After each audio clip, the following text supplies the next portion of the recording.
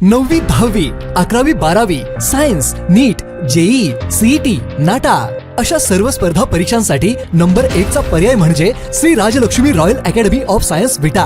इथे मिळतो number 1 result, number 1 teaching quality, 3D animated video lectures, live organ biology workshop, number 1 infrastructure, AC, digital classroom, library, study room, expert lectures from various fields, educational tours, exclusive workshop for personality development, Olympiad exam, foundation course, लाखो रुपयांची scholarship आणि दत्तक योजना ही आपल्या पाल्याच्या उज्ज्वल भविष्यासाठी आजच प्रवेश निश्चित करा।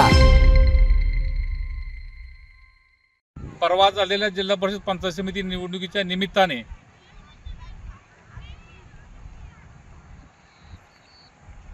खानापूर तालुक्यामध्ये दिगंजी जिल्हा परिषद गटाचे उमेदवार पृथ्वीराज तानाजी पाटील हे ओबीसीचा कोटा दाखला काढून निवडणूक लढले, त्याबद्दल मी त्यांचा पहिल्यांदा निषेध व्यक्त करतो। आमचे नेते बहुजनांचा बुलंद आवाज माननीय आमदार गोपीचंद पडळकर साहेबांनी परवा एक प्रेस घेतली आणि त्या प्रेसमध्ये त्यांनी पृथ्वीराज पाटील यांनी दाखला कसा काढला, त्यांना जात पडताळणी समितीला त्यांनी काय काय डॉक्युमेंट दिले याची सर्व माहिती त्यांनी सांगितलेली आहे। पृथ्वीराज तानाजी पाटील यांचे पणजोबा हे 1877 साली तापाच्या आजाराने वारले। त्यानंतर पृथ्वीराज पाटील यांचे आजोबा 2009 मध्ये एक्सपायर झाले, तेही वारले। म्हणजे भगवान पाटील यांचं मृत्यू हे त्यांच्या वयाच्या 134व्या वर्षी झाला। कागदोपत्रात तसं सिद्ध होतंय। तसेच पृथ्वीराज पाटील यांचे वडील तानाजी पाटील हे 1973 मध्ये जन्माला आले, म्हणजे भगवान पाटील यांच्या वयाच्या 98व्या वर्षी तानाजी पाटील यांचा जन्म झाला। म्हणजे कागदोपत्री सगळी खोटी माहिती दिली। कागदोपत्री तुम्ही आता बघताय, आत्ताच्या काळात कोणी 134 वर्ष आधी जगतो का? आणि कधी कुणाला 98व्या वर्षी अपत्य होतं का हे न कळण्यात जनता वेळी नाही। म्हणून आमची पहिली मागणी अशी आहे, जे खोटे ओबीसी दाखले काढून जे उमेदवार उभा राहिले पृथ्वीराज पाटील त्यांच्या विरोधात 420चा गुन्हा दाखल झाला पाहिजे। कारण भविष्यात कोणी खोटा दाखला काढून उभा राहायचं धाडस करता कामा नये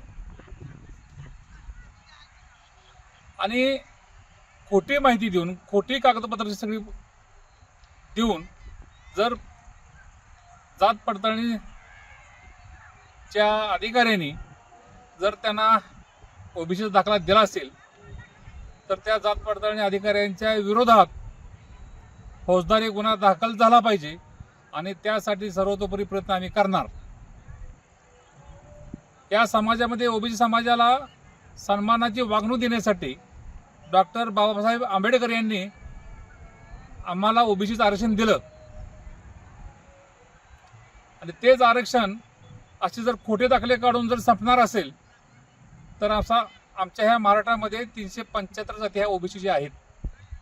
एक 2-4 जाती जर सोडल्या तर बाकीच्या जाती ह्या मुख्य प्रवाहात अजून आजपर्यंत आल्या नाहीत। त्यामुळं आमची अशी